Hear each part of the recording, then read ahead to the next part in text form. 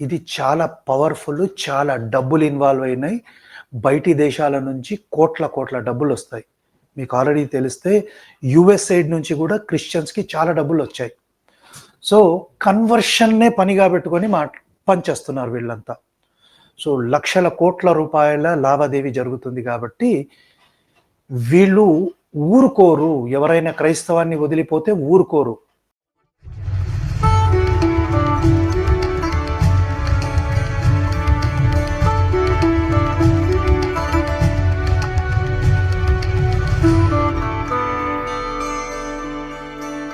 ప్రేక్షకులందరికీ నమస్తే. నా దృష్టికి ఒక చిన్న వీడియో వచ్చింది. ఒక విషయం వచ్చింది. దాని గురించి చెప్పాలని ఈ వీడియో చేద్దామనిపించింది. మనకు తెలిసిందే కొన్ని నెలల క్రితం అనుకుంటా చిన్న కుర్రాడు తాను చాలా రోజులు క్రైస్తవంలో ఉండి తర్వాత బయటికొచ్చాడు. నాకు తెలిసి పేరు ఖుషీపాల్ అనుకుంటా. ఈ కుర్రాడు చాలా వరకు అంటే ఈ క్రిస్టియానిటీ కన్వర్షన్ మాఫియాకి అగెయిన్స్ట్‌గా పోరాడుతున్న శివశక్తి గాని, హిందూ జనశక్తి వీడియోలన్నీ చూసి తను బయటికొచ్చాడు. క్రిస్టియానిటీ నుంచి బయటికొచ్చాడు. వచ్చేసి శివశక్తి వాళ్ళకి గూడా ఇంటర్వ్యూ ఇచ్చాడు. కరుణాకర్‌కు నాకు తెలిసి ఇంటర్వ్యూ గూడా ఇచ్చాడు. ఇంటర్వ్యూ ఇచ్చిన తర్వాత కొద్ది రోజుల తర్వాత నాకు తెలిసి జాన్ పాల్ అనే పాస్టరు ఈయన గూడా ఎళ్లి ఏదో డిస్కషన్ పెట్టాడు వాళ్ళ దగ్గరే. అది గూడా ఐ థింక్ వచ్చింది. నేనైతే పూర్తిగా చూడలేదు. సో, తర్వాత ఈ కృషిపాల్ అనే కుర్రాడు, చిన్న కుర్రాడు పాపం ఈ ఊబిలోంచి బయటపడ్డాడు మొత్తానికి. అంటే ఈ క్రైస్తవం అనే ఊబి ఏదైతే ఉందో దాని నుంచి బయటపడడం అంత సులభం గాదండి. సో, దాని నుంచి బయటపడ్డాడు. బయటపడ్డ తర్వాత ఇగ బహుశా చాలా టార్చర్ చేస్తూ ఉన్నట్టున్నారు. ఎందుకంటే మీ అందరికీ తెలిసిందే ఎక్స్ క్రిస్టియన్ మూవ్‌మెంట్‌ని నీరుగార్చడానికి ఈ పాస్టర్లు అదే పని పెట్టుకున్నారు. ఈవెన్ మీరు చూస్తే చాలామంది ఎవరైతే ఎక్స్ క్రిస్టియన్స్ అయ్యారో వాళ్ళని అదే పనిగా టార్గెట్ చేస్తారు. అది కృషిపాల్ అయినా గానివ్వండి, లేకుంటే ప్రవీణ్ గానియండి, కరుణాకరు ఇంకా చాలామంది ఉన్నారు. బికాస్ నేను ఎక్స్ క్రిస్టియన్‌ని కాదు. నేను ఒకప్పుడు నాస్తికుడిని. సో, వీళ్ళేం చేస్తారంటే ఎవరు కూడా క్రైస్తవాన్ని గురించి మాట్లాడినా వెంటనే దాన్ని ఖండిస్తూ ఉంటారు. నా దృష్టికి కొన్ని వీడియోస్ వచ్చాయి. వాటిని నేను చూడలేదు. కానీ అదే పనిగా కృషిపాల్‌ని టార్గెట్ చేస్తూ ఉన్నారు. జాన్ పాల్ చేశాడు, వాళ్ళు చేశారు. సో, మీకు ఒక విషయం తెలీదు. ఈ క్రైస్తవం అనేది ఒక కన్వర్షన్ మాఫియా లాగా పనిచేస్తుంది.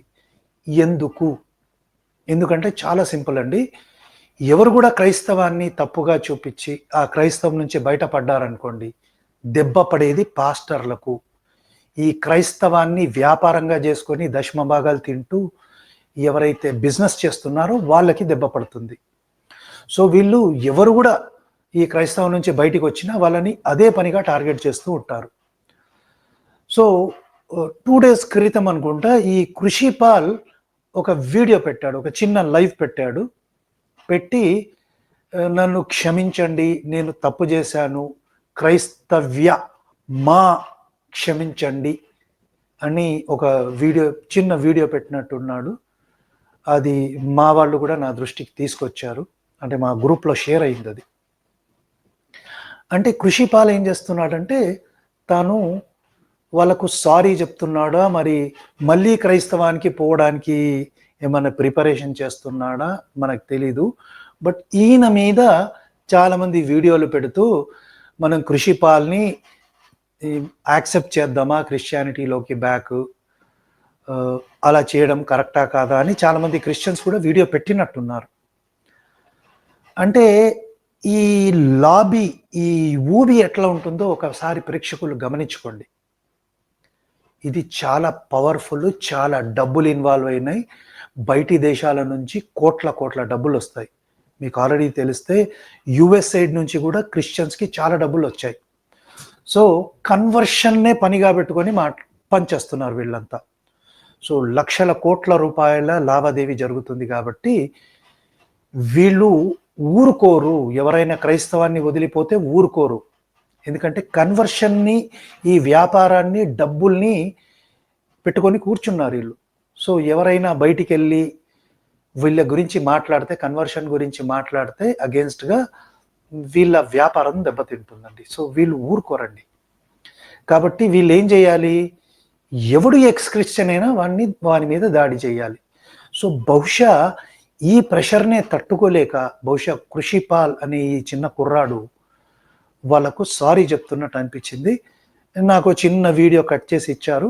సో దాన్ని నేను మీకు ప్లే చేస్తాను. అంటే ఈ చిన్న కుర్రాడి మీద ఎంత ప్రెషర్ పెట్టుంటే ఇలాంటి వీడియోలు చేసి లైవ్ చేసి క్షమాపణ చెప్తాడో మీరు ఊహించుకోండి. ఒకసారి ఊహించుకోండి. చాలా కష్టం అండి. ఈ మాఫియా మామూలు మాఫియా కాదు, దుష్ట మాఫియా ఇది. సో ఒకసారి ఆ వీడియో మనం చూద్దామండి. ఈ పోటీల లైవ్ లోకి రావడానికి గల కారణం ఏంటంటే చాలా పెద్ద కారణమే ఉంది. ఇన్ని రోజులు ఇంతకాలం నేను మీ ముందు ఎలా కనిపించానో మీరు అందరు చూశారు. క్రిస్టియానిటీ గురించి ఇష్టం వచ్చినట్లు మాట్లాడుతూ, ఇష్టం వచ్చినట్లు వ్యాఖ్యలు చేస్తూ, అవమానపరుస్తూ, నిందిస్తూ చాలా పెద్ద తప్పు చేశాను, చాలా పెద్ద పాపం చేశాను, సరిదిద్దుకోలేని ఘోరమైన పాపాన్ని చేశాను నేను. నాకు తెలుసు, నాకు ఇప్పుడిప్పుడే అర్థమవుతుంది. దయచేసి నన్ను మీరు మన్నించగలరని కోరుకుంటున్నాను. క్రిస్టియానిటీ అంతటినీ నన్ను మన్నించమని, నన్ను క్షమించమని మిమ్మల్ని అందరిని అడుగుతున్నాను. ఇంతకు మించి నేనేమి చేయలేను. దయచేసి నన్ను క్షమించండి. చాలా పెద్ద తప్పు చేశాను. సో చూశారు కదా ప్రేక్షకులు, ఈ కుర్రాడి మీద ఎంత ప్రెషర్ పెట్టుంటారో ఒక్కసారి ఆలోచించండి. ఈ కుర్రాడే క్రైస్తవం మీద అనేక ఇంటర్వ్యూలు ఇచ్చాడు. ఈవెన్ ఐరా మీడియాలో కూడా ఇంటర్వ్యూ ఇచ్చారు. సో యేసు పాపి అని రకరకాలుగా ఇంటర్వ్యూలు ఇచ్చాడు. అంత స్ట్రాంగ్గా ఉన్న ఈ కుర్రాడు సడన్గా క్రైస్తవానికి, పాస్టర్లకి క్షమాపణ ఎందుకు చెప్తున్నాడు అంటే అంత పెద్ద ప్రెషర్ ఈ కుర్రాడి మీద పెట్టారన్నమాట. మీరు ఆలోచించండి, ఇంత ప్రెషర్ పెట్టకుంటే ఈ వీడియో చేస్తాడా ఈ కుర్రాడు? అంటే తమ కన్వర్షన్ బిజినెస్, తన డబ్బులు ఎక్కడ పోతాయో, తన వ్యాపారం ఎక్కడ కుప్పగూలిపోతుందో అని ఈ పాస్టర్లు మరి ఎక్కడెక్కడి నుంచి ప్రెషర్ పెట్టారో, ఏమేమి ధమ్కీలు ఇచ్చారో, వీళ్ళు చంపేయడానికి కూడా సిద్ధమేనండి. మాట వినని వారిని చంపేయడానికి కూడా సిద్ధం. కోట్ల మందిని హెరెసీ పేరుతో చంపిన మతం ఇది.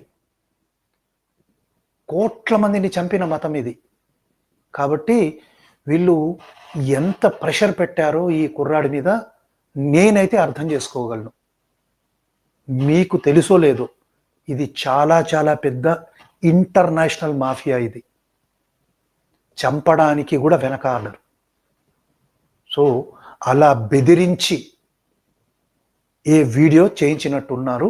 ఎందుకంటే ఈ కుర్రాడు చిన్నవాడే, కానీ ఈ కుర్రాడి వల్ల చాలా పెద్ద దెబ్బ తగులుతుంది. ఏ విధంగానైతే ప్రవీణ్ వల్ల దెబ్బ తగులుతుందో అలాగే ఈ కుర్రాడి వల్ల, వీడియోల వల్ల కూడా వీళ్ళకి దెబ్బ తగులుతుంది. వీళ్ళ వ్యాపారం ఎఫెక్ట్ అవుతుంది.